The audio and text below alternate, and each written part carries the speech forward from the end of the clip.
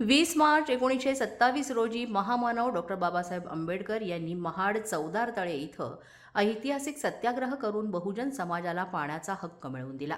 या घटनेला आज 99 वर्षे पूर्ण होत असून महाड येथील ऐतिहासिक चौदार तळ्याच्या विकासाला शासनाकडून 55 कोटी रुपयांचा निधी मिळाला आहे. चौदार तळे सत्याग्रह महाराष्ट्राचे मुख्यमंत्री फडणवीस, मंत्री संजय शिरसाट, मंत्री भरत गोगावले, मंत्री उदय सामंत, मंत्री आदिती तटकरे, खासदार सुनील तटकरे, रामदास आठवले यांनी उपस्थिती लावली होती. 20 मार्च रोजी महाडमध्ये डॉक्टर बाबासाहेब आंबेडकर यांना अभिवादन करण्यासाठी लाखोंचा जनसमुदाय येत असतो. येणाऱ्या भीम अनुयायांची गैरसोय होऊ नये याकरिता नगरपालिकेनं मोफत जेवणाची व्यवस्थाही केली होती. तसेच अनेक सामाजिक संघटना यांनी देखील पुढाकार घेऊन वेगवेगळ्या प्रकारची मदत केली. महाड येथील मधुकर शिर्के सामाजिक संस्थेच्या वतीनं येणाऱ्या भीम अनुयायांना मोफत पाण्याचं वाटप करण्यात आलं.